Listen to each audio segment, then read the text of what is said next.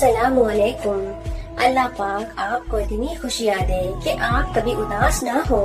اللہ پاک آپ کو کسی کا محتاج نہ کرے، اپنی رحمت کے خزانوں میں سے نوازتا رہے۔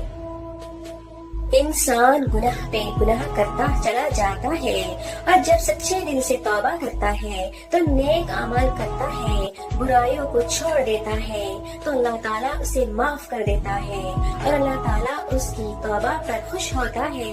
اللہ کی رحمت کتنی وسیع ہے، اللہ اکبر۔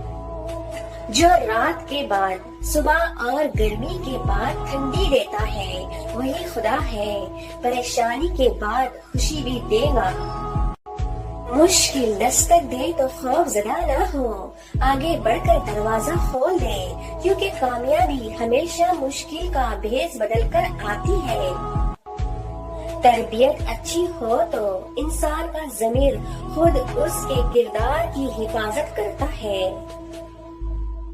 ٹوٹے دل کو ہزار معذرتیں نہیں جوڑ سکتی۔ اللہ پاک آپ کو ہر اس نعمت سے سرفراز فرمائے جس میں آپ کے لیے خیر و برکت، عزت وقار، راحت، سکون اور صحت، تندرستی، ترقی اور خوشحالی کو۔ اپنی نعمتوں کو ان لوگوں کے سامنے نہ ظاہر کرے جو آپ سے حسد رکھتے ہیں۔ حسد اگر معمولی چیز ہوتی تو کبھی بھی سورہ فلق میں اس کے کرنے والے کی شر سے پناہ مانگنے کی ترغیب نہ ہوتی۔ عبادتیں صرف جا نماز پر ہی نہیں ہوتی، بلکہ کچھ عبادتیں میٹھی زبان، دھیمے لہجے اور ہمدردی اور عاجزی رویوں سے بھی ہوتی ہے۔ اور جس سکون کو تم ساری دنیا میں ڈھونڈتے ہو وہ قرآن اور نماز میں چھپا ہوا ہے۔ ہر ایسا کام کرنے سے اجتناب کریں جس کے شروع میں آپ بسم اللہ اور آخر میں آپ الحمدللہ نہ کہہ سکے۔ خروج کے وقت اوقات میں رہو، کیونکہ زوال پوچھ کر نہیں آتا۔